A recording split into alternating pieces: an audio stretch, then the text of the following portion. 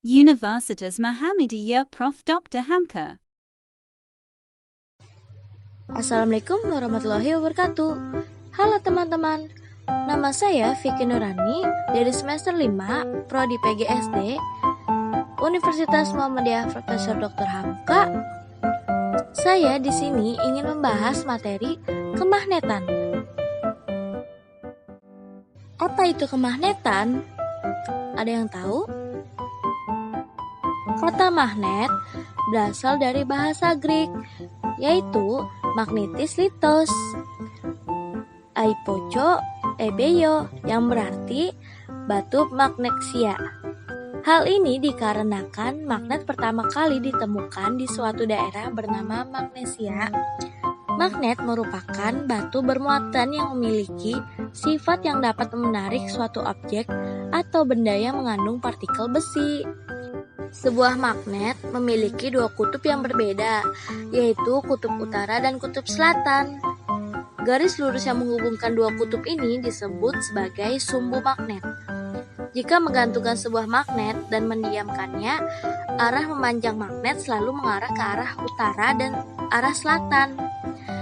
Sedangkan jika sebuah magnet dipotong, maka setiap potongan magnet akan memiliki dua kutub dan menjadi sebuah magnet baru. Ketika menghubungkan dua kutub magnet yang sejenis, yaitu kutub utara dan kutub utara atau kutub selatan dengan kutub selatan, maka hasilnya akan berlawanan arah atau tidak dapat disatukan.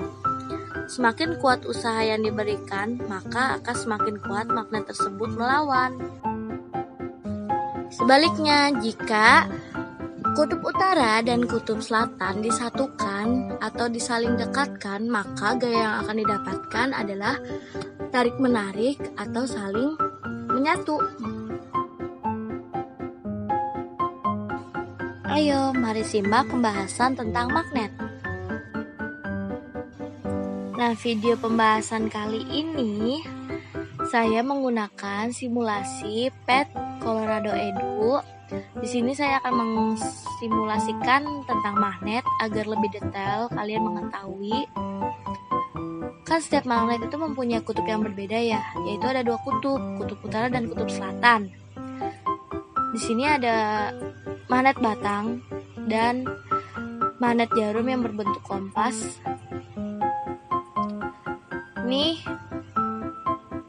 huruf yang berbentuk N ini menandakan itu kutub utara atau north.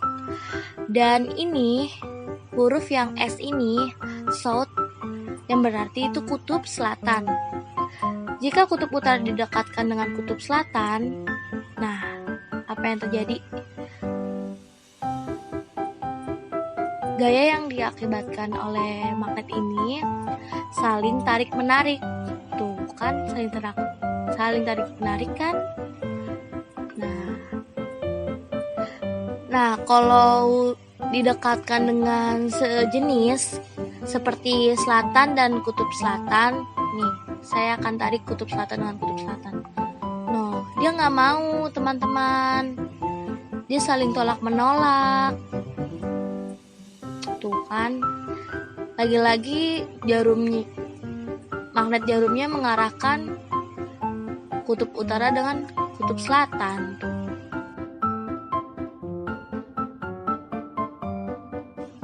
Berdasarkan sifat-sifat bahan terhadap pengaruh magnet, bahan-bahan itu sendiri digolongkan menjadi 4 bagian, yaitu yang pertama feromagnetik, yang kedua diamagnetik, yang ketiga paramagnetik, dan yang keempat non-magnetik. Yuk kita bahas sifat yang pertama, yaitu feromagnetik. Feromagnetik adalah benda-benda atau bahan-bahan yang sangat mudah dipengaruhi oleh magnet dan juga dengan mudah dapat dibuat magnet. Bahan-bahan ini ialah berupa logam murni dan logam paduan. Logam murni itu sendiri merupakan bahan feromagnetik adalah besi, baja, nikel, dan kobalt. Bahan ini sangat banyak digunakan terutama untuk magnet sementara. Adapun logam paduan yang termasuk bahan feromagnetik antara lain baja kobalt, baja nikel, aluminium nikel, kobalt atau alniko, besi nikel atau permalloy, besi nikel kobalt atau perminfar, dan sebagainya. Sifat yang kedua yaitu diamagnetik. Diamagnetik ialah bahan yang sukar sekali dipengaruhi oleh magnet. Bahan ini mempunyai permeabilitas atau angka koefisien kemagnetan kurang dari 1. Jika benda diamagnetis di udara atau di ruangan hampa udara didekatkan magnet, maka benda ini akan ditolak oleh magnet itu sekalipun dengan pengaruh gaya tolak yang sangat kecil. Contoh zat yang termasuk bahan diamagnetik adalah bismut, antimon, seng murni, raksa, timbal, perak, emas, air, fosfor, dan tembaga. Sifat yang ketiga adalah paramagnetik. Paramagnetik adalah bahan ini dapat dipengaruhi oleh magnet tetapi tidak dapat dibuat magnet. Wah, kenapa tuh tidak bisa dibuat magnet? Karena bahan ini termasuk bahan paramagnetis yang terdiri dari mangan, platina, aluminium, magnesium, timah atau tin, oksigen, dan udara. Oh, jadi seperti itu, teman-teman. Ingat ya, teman-teman. Nah, ini sifat yang terakhir, teman-teman, yaitu sifat non-magnetik. Bahan non-magnetis ini tidak dapat dipengaruhi magnet dan juga tidak dapat dibuat magnet. Sebagai contohnya, misalnya kaca, kertas, dan kayu. Oh, jadi bahan itu tidak bisa dibuat magnet dan tidak bisa dipengaruhi magnet. Jenis-jenis magnet itu sendiri terbagi menjadi beberapa golongan loh. Yang pertama, berdasarkan bentuk geometrisnya, dan yang kedua berdasarkan tujuan penggunaannya. Kalau berdasarkan bentuk geometris magnet terbagi menjadi 4, yaitu magnet batang, magnet jarum, magnet silinder, dan magnet huruf U.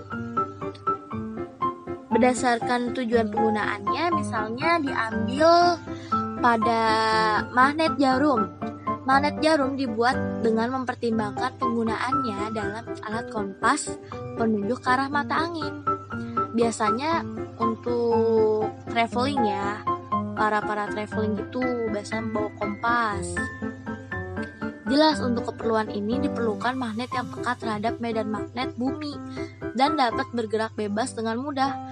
Sedangkan untuk keperluan mekanik dengan kekuatan magnet yang besar biasanya dibuat magnet bentuk U atau ladang.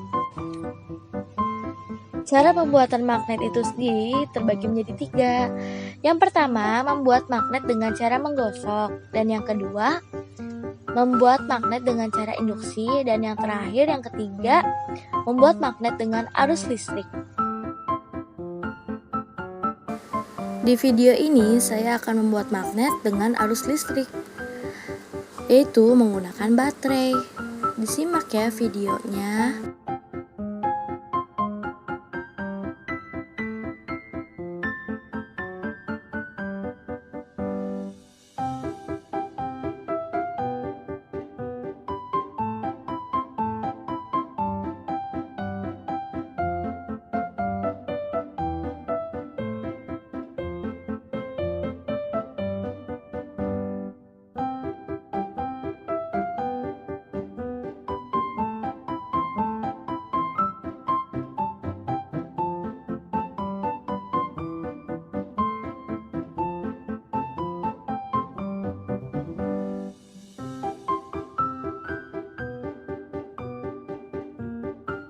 Materi pembahasan kemagnetan ini memiliki hukum-hukum itu sendiri. Nah, hukumnya terbagi menjadi dua, hukum induksi magnetik dan hukum elektromagnetik. Hukum induksi magnetik ditemukan oleh seorang fisikawan bernama Hans Christian Oersted pada tahun 1777 sampai 1851. Percobaan yang dilakukan pada tahun 1819 ini berhasil menunjukkan bahwa terdapat medan magnet di sekitar kawat yang berarus listrik. Dapat disimpulkan bahwa yang pertama, di sekitar kawat atau penghantar yang dialiri arus listrik terdapat atau timbul medan magnet. Nah, yang kedua, arah gaya magnet yang menyimpang jarum kompas bergantung pada arah arus listrik yang mengalir dalam penghantar. Nah, yang ketiga, besarnya medan magnet di sekitar kawat berarus listrik bergantung pada kuat arus listrik dan jaraknya terhadap kawat. Nah, yang kedua ada hukum elektromagnetik. Elektromagnetik adalah kumparan berarus listrik yang disisipi inti berisi sehingga menghasilkan sebuah medan magnet yang kuat. Untuk memperkuat medan magnet yang dihasilkan oleh kumparan dapat dilakukan beberapa cara berikut. Yang pertama, menyisipkan kumparan dengan inti besi yang lebih bersifat magnetik. Yang kedua, memperbanyak lilitan kumparan. Yang ketiga, memperbesar arus listrik.